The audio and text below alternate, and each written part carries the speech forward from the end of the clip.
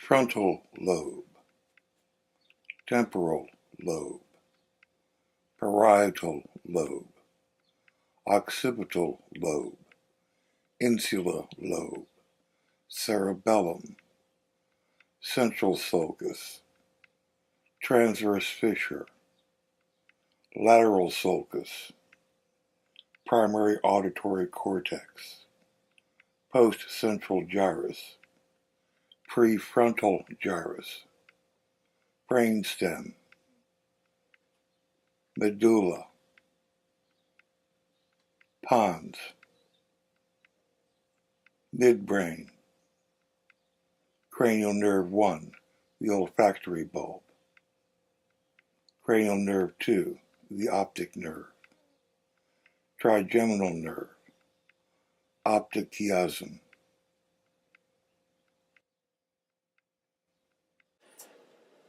My name is Nelson Bennett, and I'm a professor of anatomy and physiology at the Tacoma Park campus of Montgomery College.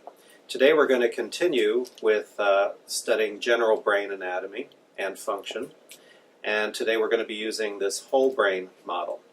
The first thing I would like to do is go over the different structures and functions of the things that we can see on the brain exterior. And once we do that, we can open up the model and look inside. The brain has 5 basic lobes. The 5 basic lobes of the brain are going to be the frontal lobe, the parietal lobe, the temporal lobe, and the occipital lobe in the back. There's also a 5th lobe called the insula, which unfortunately is not visible on this model. But the insula would be located deep inside here. If we went inside the brain here in this sulcus, which is a deep groove, if we went through there, we would find another lobe tucked away inside called the insula. So let's start with the basic functions of these lobes. And this is pretty much a basic instruction in brain function. The brain is very, very complicated. But we only have time to go over some of the most basic functions. So in the frontal lobe here, the frontal lobe is the most developed lobe of the mammalian brain in humans. Much of our personalities, higher functions, your ability to do math, all that stuff is located way out here in the front of the frontal lobe. We're not really going to have time to talk about that, so I would like to talk about the basic divisions of the brain, how we can find the frontal lobe compared to others. There is a sulcus, which is a small groove, that separates the frontal lobe from the parietal lobes, and it goes right across the brain in a coronal fashion this way.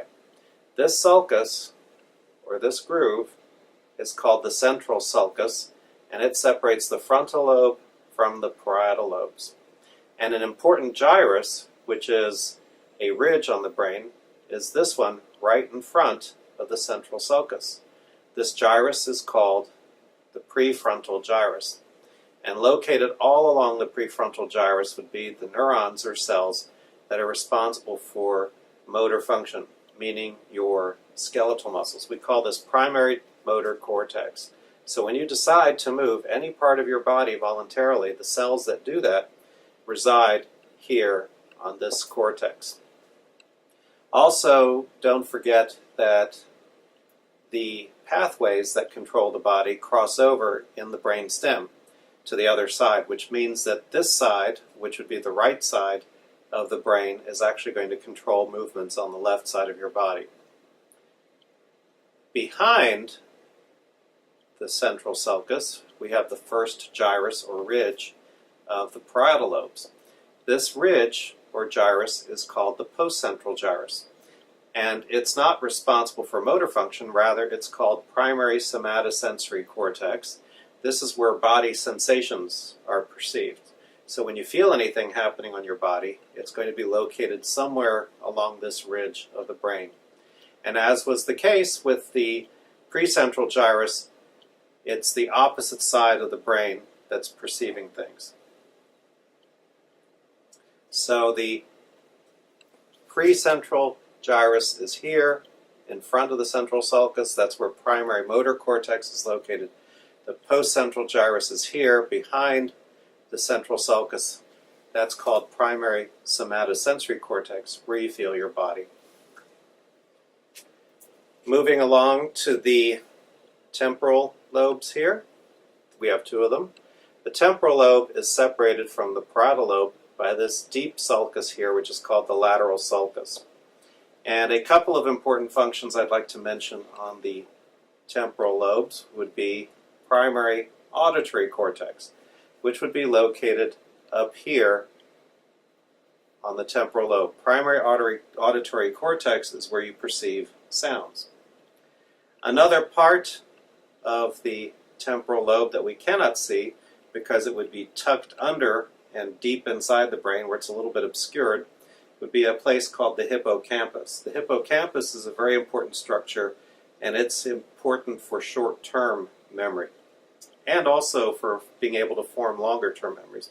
So the hippocampus is important in memory, and it's one of the main structures that deteriorates when people get Alzheimer's disease. And it's also part of the temporal lobe. Moving around to the back of the brain, we have the occipital lobe in the back. This is where primary visual cortex is located, and that's where you perceive the visual world. So to review, the 5 lobes of the brain are going to be the frontal lobe, separated by the central sulcus from the parietal lobe, the temporal lobe, which is separated from the rest of the brain by the lateral sulcus, the occipital lobe in the back, and as I mentioned earlier, the insula, which would be deep inside here. We would have to go between the lateral sulcus of the brain to find the insula tucked away and hidden inside the brain. The insula being the 5th lobe. I did want to mention a few brief words about the insula. It's often overlooked in brain anatomy, but it's very important. The word insula means island, and that lobe, which we cannot see here, is a very, very important lobe for emotional regulation, your ability to feel empathy, your ability to feel disgust, your ability to feel love, emotional self-awareness, perception of body, temperature, and all those things. So it's deep inside there. Also, interestingly, we all know that in the world there are people who can't feel empathy for others, or who have lack that ability, or have pathological emotional conditions. And it's often believed that it could be an issue with the insula deep inside. On the posterior aspect of the brain, we're now going to move to this structure here, which we've already seen previously. And this structure is called the cerebellum. It's mainly important for balance and motor coordination. The cerebellum is also divided into 2 hemispheres, and it's separated from the rest of the brain by this deep fissure here called the transverse fissure. Other structures that we can see if we turn the brain over now and we look on the inferior aspect of the brain is we can see the brain stem consisting of the medulla and the pons. You can see a little bit of the midbrain up in here. And we can also see a number of cranial nerves. The cranial nerves are numbered with Roman numerals, and you'll probably get instruction in your lecture portion of the class on the function of the cranial nerves. But I can give you a few highlights of the most visible ones. In the front here, we see the 2 olfactory bulbs. They are associated with cranial nerve number 1, which is the olfactory nerve. The olfactory nerve is not visible on the brain model because it exists in the nasal cavity. But the olfactory nerves would convey sense of smell to the olfactory bulbs, which then carry that sense of smell back to the brain through the olfactory tracts. And the olfactory nerves, which as I said are not visible, would be cranial nerve number 1. Cranial nerve number 2 is the optic nerve. And we can see the stumps of the optic nerves here on the brain where they've been cut off. These are the stumps of cranial nerve number 2, or the optic nerves. Some visual information, but not all, some visual information crosses to the other side of the brain, as we can see here.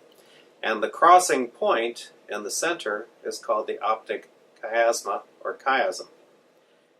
Behind the optic chiasm, visual information is carried back into the brain via the optic tracts. So in the front we have the optic nerves, we have a crossing point for some visual information, and then proceeding to the back we have the optic tracts. A few other cranial nerves are a little too small to see here on the brain model, so I might skip ahead and show you things that we can actually see. On both sides of the pons being this large swelling, large area of the brain that looks kind of swollen here, we have the trigeminal nerves. They are the largest of the cranial nerves. The trigeminal nerves are these two stumps on both sides of the pons. And the trigeminal nerves are mixed nerves, which means they have a motor and sensory function. Trigeminal nerve provides sensation to the top of your scalp and your teeth and your jaws. And it also has important motor function by operating your chewing muscles. The rest of the cranial nerves are numbered sequentially and with Roman numerals as we proceed to the back. The pons itself and the medulla are very important structures in regulating vital functions such as heart rate and respiration. So I believe that's probably most of the major structures we can see from the outside of the brain.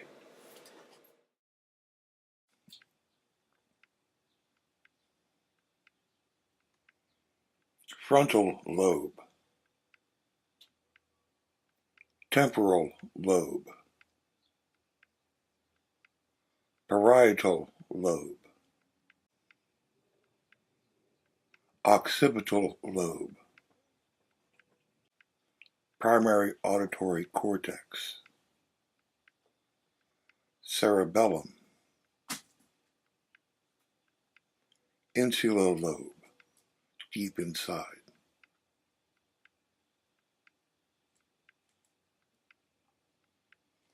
Central sulcus. Lateral sulcus. Postcentral gyrus. Prefrontal gyrus.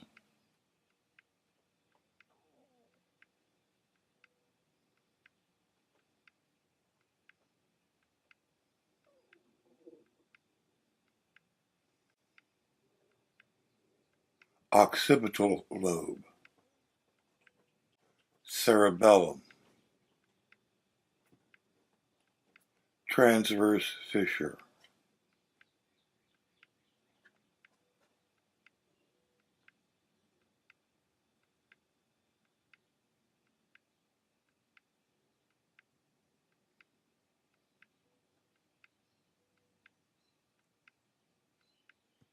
Frontal lobe. Temporal lobe.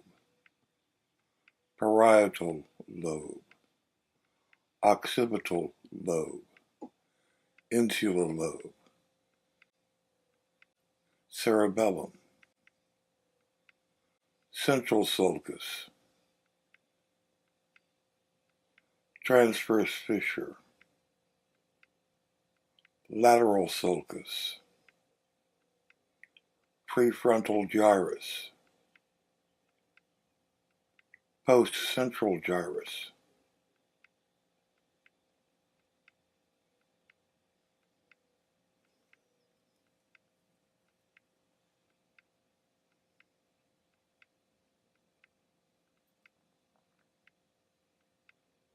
Cerebellum.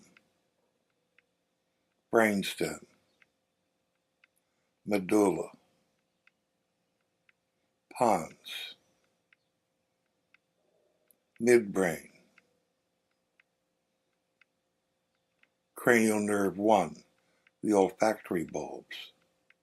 Cranial nerve 2, the optic nerve.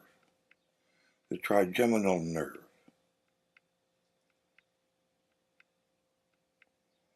The optic chiasm.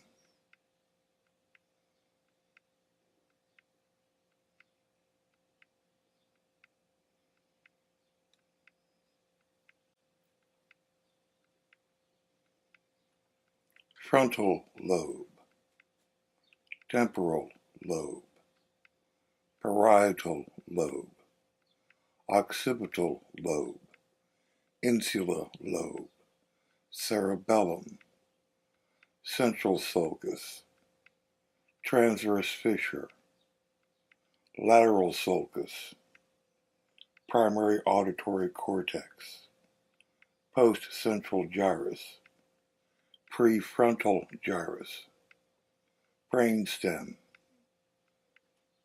medulla, pons, midbrain, cranial nerve 1, the olfactory bulb, cranial nerve 2, the optic nerve, trigeminal nerve, optic chiasm,